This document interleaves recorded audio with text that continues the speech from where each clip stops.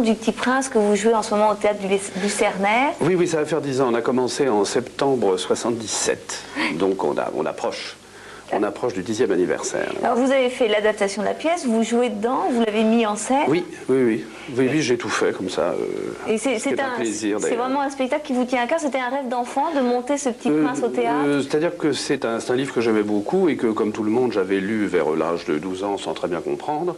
Et puis Guy Gravis, qui dirige donc la compagnie qui joue le Petit Prince, m'a demandé de le faire au théâtre. Et c'était un pari qui me semblait un peu impossible. Ça me semblait un petit peu difficile à mettre au théâtre. Puis on en a parlé. On a dit bah pourquoi pas, c'est une aventure à tenter. Et puis dans un tout petit café-théâtre qui était rue des Archives, qui s'appelait Le Connétable, on a fait une générale du Petit Prince et on devait le jouer une trentaine de fois. Et puis ça a eu l'heure de... On a été nous-mêmes très émus par la réaction de la salle. Enfin, les critiques sortaient en pleurant. Enfin, on était très contents. C'est signe qu'on avait réussi notre coup. Et puis finalement, pendant 10 ans, ce spectacle ne s'est jamais arrêté. On a changé de théâtre à chaque fois. Là, actuellement, on est accueilli par Christian Le Guillocher, qui voulait avoir le spectacle depuis longtemps, au Lucernaire. Et on l'a joué dans 3-4 théâtres à Paris. Et ça n'a jamais arrêté à Paris et dans le monde entier. C'est un spectacle qui a fait à peu près le tour du monde.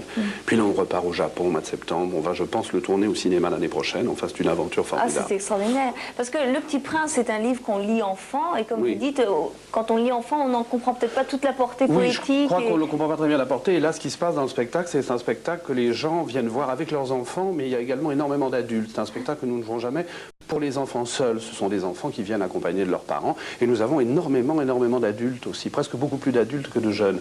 Parce que je crois que c'est un livre un peu éternel. Et puis que ça touche effectivement des problèmes de cœur, de sentiments, qui sont des fois un petit peu difficiles pour des enfants très jeunes à recevoir. Et qui là, je dois dire, passe très bien. Enfin, ça a été une joie de réussir ce spectacle. Et surtout qu'il soit accueilli comme ça, surtout, et que ça dure aussi longtemps. Ça, c'est un bonheur qu'on n'éprouve pas très souvent au théâtre.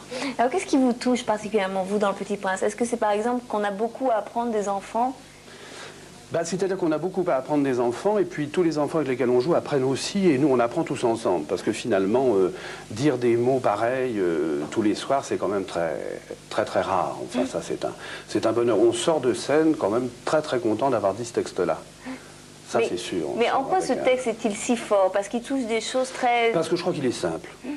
Je crois qu'il est simple. Il y a des scènes, je vois dans Les Planètes, la scène du buveur en 4 répliques, par exemple, tout est dit. Il y a des